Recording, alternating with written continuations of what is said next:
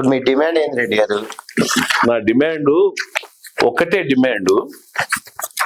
ఒకటి, నేను రెడ్ల మీద ఒకటి స్పష్టత ఇస్తా మీకు.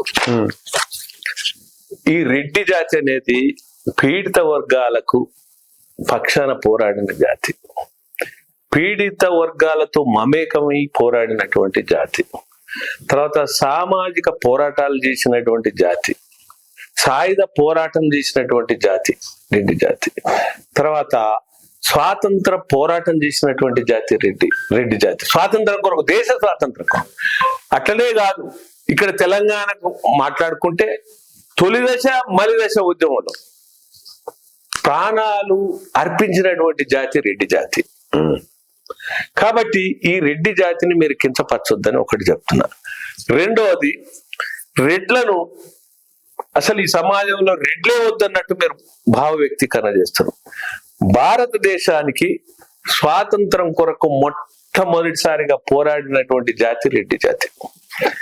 మీరు స్వాతంత్ర సమరము 1857లో సిపాయిల తిరుగుబాటు జరిగింది. 1857లో సిపాయిల తిరుగుబాటు జరిగితే 57లో జరిగితే 1846లోనే ఉయ్యాలవాడ నరసింహారెడ్డి స్వాతంత్ర సమరం అంటే బ్రిటిష్ కు వ్యతిరేకంగా ఈ భారతదేశానికి స్వాతంత్రం రావాలి, ఈ సంఖ్యల నుండి బయటపడాలి అని ఉయ్యాల నరసింహారెడ్డి వారు పోరాటం చేసినట్టు. మా హీరో అనే సినిమా తీశారు కదా, దాన్ని మీ చిరంజీవి గారు తీశారు ఆ సినిమా. అందుకే చెప్తున్నా, ఆ ఉయ్యాల నరసింహారెడ్డిని 47లో 1847లో 46లో ఆయన స్వాతంత్ర ఉద్యమం చేపట్టిండు. ఏంది, ఈ దేశానికి స్వాతంత్రం రావాలి. మొట్టమొదటిసారిగా యావత్ భారతదేశం వల్ల ఎక్కడ కూడా ఉద్యమం అనేది లేనప్పుడు ఈ బ్రిటిష్ పాలనకు వ్యతిరేకంగా ఆంగ్లేయులను పారదోలాలని ఉయ్యాలవాడ నరసింహారెడ్డి 1847లో పోరాటం కొనసాగిస్తే పాపం అతన్ని బ్రిటిష్ వాళ్ళు చంపేసారు 47. అంటే అమరుడైండు, వీరత్వం అయిండు. అంటే ఈ రెడ్డి జాతి అనేది మీరు ఏంది, మీరు ఆలోచించండి. అంటే భారతదేశము స్వాతంత్రం కొరకు పోరాడిన వ్యక్తి, ధీరుడు, వీరుడు ఉయ్యాలవాడ నరసింహారెడ్డి. మీరు ఇదొకటి. మీరు ఆచార్య వినోబా ఉద్యమం చేపట్టిండు, భూదాన ఉద్యమాన్ని. అయితే ఆచార్య వినోబా భూదాన ఉద్యమం చేపట్టినప్పుడు అంటే భూములు ఎవరైతే ఉన్నారో ఆ భూములను మీరు దానం చేయండి అన్నప్పుడు ఏ జాతి కూడా ముందుకు రాలే మొట్టమొదలు. కానీ విదిర రామచంద్రారెడ్డి తనకున్న 100 ఎకరాలను భూదానం చేసిండు. ఎప్పుడైతే విదిర రామచంద్రారెడ్డి 100 ఎకరాల భూదానం చేసిండో పోచంపల్లి, ఆ తర్వాత అందరూ కూడా మిగులు భూములు ఇవ్వడానికి ముందుకు వచ్చారు. అంటే ఒక రామచంద్రారెడ్డి మార్గదర్శిగా నిలబడ్డాడు. అంటే అది రెడ్డి జాతే కదా. అంటే పుచ్చలపల్లి సుందరయ్య రెడ్డి కాదా? చెప్పండి. రావినారాయణ రెడ్డి రెడ్డి కాదా? ఆరుట్ల కమలాదేవి రెడ్డి కాదా? మల్లు స్వరాజ్యం రెడ్డి కాదా? ఇంకెందుకు మీరు నరసింహారెడ్డి అని ఇక్కడ జనగామ మాజీ శాసకుడు సమాజం కొరకు ఉట్టి ఆజన్మ బ్రహ్మచారిగానే ఉన్నాడు. ఏం లేదు, సమాజమే సమాజమే సమాజం. వీళ్ళంతా రెడ్లే. ఇంతెందుకండి, నేను కూడా ఈడబ్ల్యూఎస్ రిజర్వేషన్ల కొరకు నేను పోరాటం చేసిన ఒక వల్లపరెడ్డి రవీందర్ రెడ్డిని. మరి నేను ఎమ్మెల్యేని కాకపోవచ్చు, మంత్రిని కాలేకపోవచ్చు, ముఖ్యమంత్రిని కాలేకపోవచ్చు, నేను చట్టసభలు అడుగు పెట్టలేకపోవచ్చు, నేను సమాజం కొరకు ఆర్థికంగా వెనుకబడ్డ పక్షాలను నేను పోరాటం చేసిన, చరిత్రను నిర్మించిన. ఈ రోజు యావత్ భారతదేశం వల్లనే ఒక ఉద్యమాన్ని నిర్మించి ఇలా ఈడబ్ల్యూఎస్ రిజర్వేషన్ సాధించాం. దీనితోటి రెడ్లు, బ్రాహ్మణులు, వైశ్యులు, క్షత్రియులు, కమ్మలు, కాపులు, బలిజలు, ఒంటరి, తెల్లగా, వెల్లమ, ముస్లింలు, ఇప్పుడు హైదరాబాద్ ఉన్న బుద్ధిస్టులు, సిక్కిస్టులు, ఆ తర్వాత మార్వాడీసు, అనేక మంది ప్రయోజనం పొందుతారు. అంటే దీంట్లో ఏముంది? త్యాగం లేదా? త్యాగం లేదా? అంటే పేదోడికే కదా ఇది చేసింది. మరి ఎందుకు మీరు రెడ్డి జాతిని కించపరుస్తున్నారు, రెడ్డి జాతిని అవమానపరుస్తున్నారు అనేది నేను మిమ్మల్ని ప్రశ్నిస్తున్నా. కాబట్టి రెడ్డి జాతిని అంటే ఆత్మాభిమానం దెబ్బతీయకండి. మీరు ఏమన్నారంటే రెడ్లు అహంకారం అంటారు. ఏమండి జనార్దన్ గారు, ఎక్కడనైనా కులానికి అహంకారం ఉంటుందా? మీరు చెప్పండి. ఏ కులం అహంకారం ఉంటుందా? వ్యక్తులకు అహంకారం ఉంటది. మరి ఆ వ్యక్తులు ఏ కులం వల్లైనా ఉండొచ్చు. అహంకారం ఉన్నా, దురహంకారం ఉన్నా అది ఏ కులం వల్లనైనా ఉండొచ్చు వ్యక్తులు.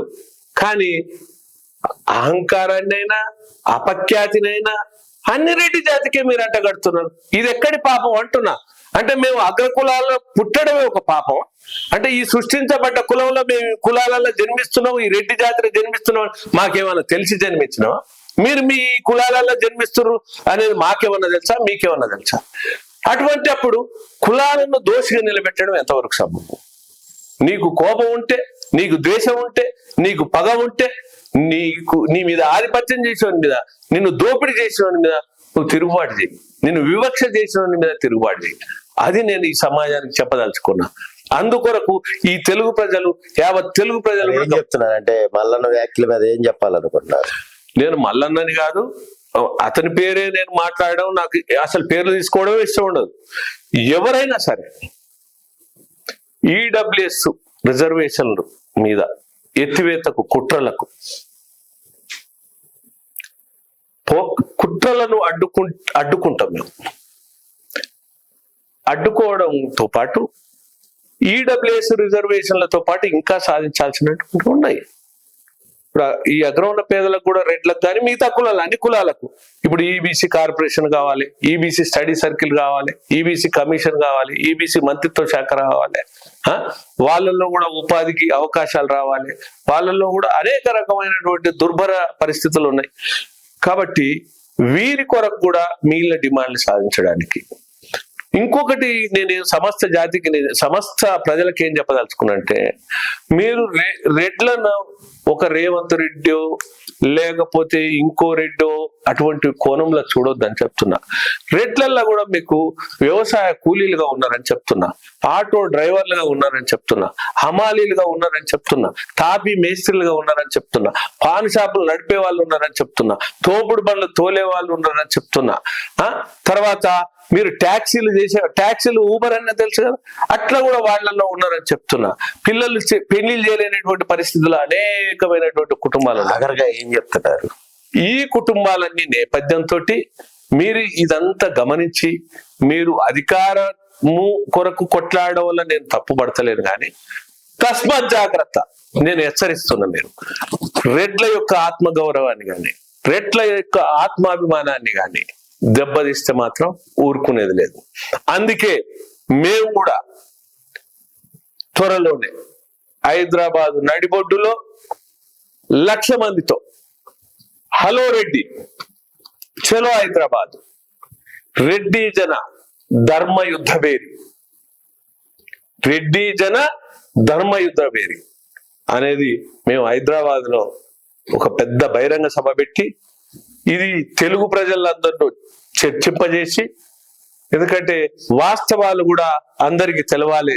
ఈ రెడ్ల మీద అవమానాలు గాని ఈ ఆర్థిక భారాలు గాని ఉన్నప్పటికీ కూడా ఒక రకమైనటువంటి అభిప్రాయం, ఒక చెడు అభిప్రాయం తొలగిపోవాలనేటువంటి ఆలోచనతోటి మేము కూడా తస్మత్ జాగ్రత్త అనేది హెచ్చరిస్తున్నాం.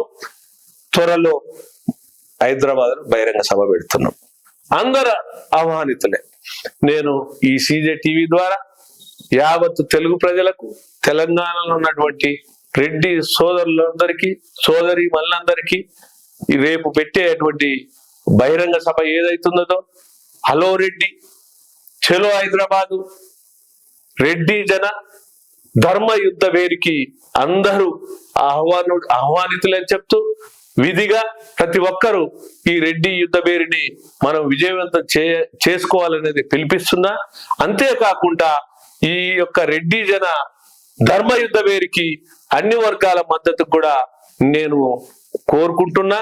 అందులో మన కాపు జేఏసీ నుంచి, మన కాపు జేఏసీ నుంచి మీరు కూడా పరిపూర్ణంగా మాకు మద్దతు ఇవ్వాలని, మాలో ఉన్నటువంటి ఏదైతే అవమానాలు ఈ వీటిని తొలగించడానికి మీరు కూడా భాగస్వామ్య పక్షంగా ఉండాలని నేను కోరుకుంటున్నాను.